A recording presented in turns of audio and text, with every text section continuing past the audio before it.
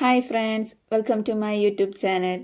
അപ്പോൾ ഇന്നത്തെ എൻ്റെ വീഡിയോ ഒരു വർക്ക് വ്ലോഗാണ്. അപ്പോൾ എനിക്ക് തോന്നിയ ഒരു ലോങ് വീഡിയോ ആയിട്ട് ചെയ്താലോ എന്ന് എൻ്റെ സ്വന്തം വോയിസ് വെച്ചിട്ട്. ഞാനിതുവരെ എൻ്റെ ചാനലിലെല്ലാം ഷോർട്ട് വീഡിയോസ് ആയിരുന്നു ചെയ്തിരുന്നത്. അപ്പോൾ ഇതെൻ്റെ ആദ്യത്തെ ലോങ് വീഡിയോയും കൂടിയാണ്. ഇതെനിക്കൊരു കസ്റ്റമർ തന്ന ഓർഡറാണ്. 7 മിനി 3x3 ഫ്രെയിംസും 100 കസ്റ്റമൈസ്ഡ് ചോക്ലേറ്റ്സും ആയിരുന്നു കസ്റ്റമർ ഓർഡർ ചെയ്തിട്ടുണ്ടായിരുന്നത്. ഓർഡർ വന്നത് തമിഴ്നാട്ടിൽ നിന്നായിരുന്നു. എൻ്റെ പേജിൽ റീസെൻ്റ്ലിയാണ് ഞാൻ ഫോട്ടോ ഫ്രെയിംസ് ആഡ് ചെയ്തിട്ടുള്ളത്. മൈക്രോ മുതൽ A3 സൈസസ് വരെ ഫോട്ടോ ഫ്രെയിംസ് നമ്മുടെ പേജിൽ അവൈലബിൾ ആണ് കേട്ടോ. നമ്മുടെ ഫ്രണ്ട്സിനും കൊളീഗ്സിനും ഒക്കെ നമ്മൾ ഗിഫ്റ്റ് കൊടുക്കുന്നൊരു സമയമാണ് ക്രിസ്മസും ന്യൂ ഇയറൊക്കെ. പണ്ട് സ്കൂളിലും കോളേജിലും ഒക്കെ പഠിച്ചിരുന്ന സമയത്ത് അതിനായിട്ടൊരു ചടങ്ങ് തന്നെ ഉണ്ടായിരുന്നു, ക്രിസ്മസ് ഫ്രണ്ടിനെ തിരഞ്ഞെടുക്കുക എന്നുള്ളത്.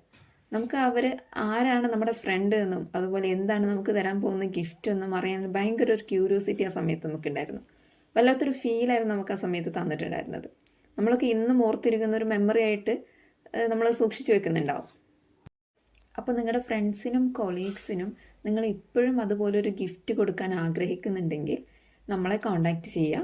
നമ്മൾ ചെറിയ അഫോർഡബിൾ പ്രൈസിലായിട്ടുള്ള ഗിഫ്റ്റ് ഹാമ്പേഴ്സും ഗിഫ്റ്റ് ബോക്സസും ഫോട്ടോ ഫ്രെയിംസും കസ്റ്റമൈസ്ഡ് ചോക്ലേറ്റ്സും എല്ലാം നമ്മളിപ്പോൾ ചെയ്തു കൊടുക്കുന്നുണ്ട്. അതും അഫോർഡബിൾ പ്രൈസിലാണ് നമ്മൾ ചെയ്യുന്നത്.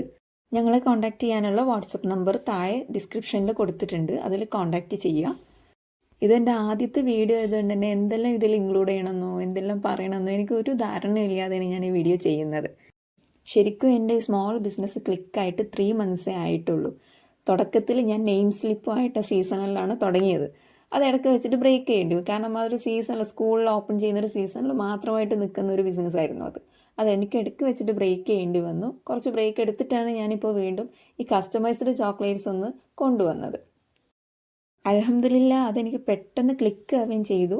ശരിക്കും ഞാനൊരു സെപ്റ്റംബർ 1 എൻ്റെ യൂട്യൂബ് ജേണി സ്റ്റാർട്ട് ചെയ്തത്. യൂട്യൂബ് ചാനൽ ഞാൻ ഫസ്റ്റ് വീഡിയോ പോസ്റ്റ് ചെയ്തത് അപ്പോഴാണ്. അത് എനിക്കൊരു 1 മന്ത് കൊണ്ട് എൻ്റെ യൂട്യൂബ് ചാനൽ മോണിറ്റൈസ് ആയി. ഒരിക്കലും പ്രതീക്ഷിക്കാതെയായിരുന്നു എൻ്റെ ചാനൽ എനിക്ക് മോണിറ്റൈസ് ആയി കിട്ടിയത്. യൂട്യൂബ് ചാനൽ ഞാൻ തുടങ്ങിയതുപോലെ മോണിറ്റൈസ് ആവണം, യൂട്യൂബിൽ നിന്ന് ഒരു ഇൻകം വേണമെന്ന് ആഗ്രഹിച്ചിട്ടല്ല.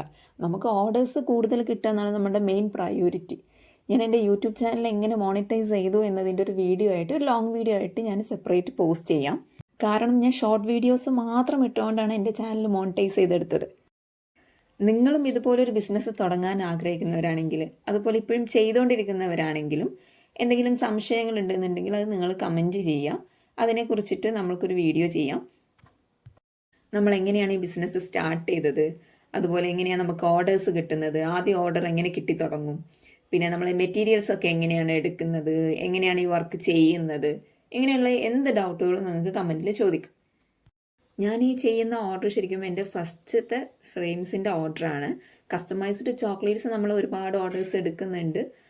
കസ്റ്റമൈസ്ഡ് ചോക്ലേറ്റ്സിൻ്റെ എൻക്വയറി വരുന്ന സമയത്ത് പല കസ്റ്റമേഴ്സും നമ്മളോട് പറയുന്ന കാര്യമാണ്, അയ്യോ നല്ല കോസ്റ്റ് ആണല്ലോ എന്നുള്ളത്.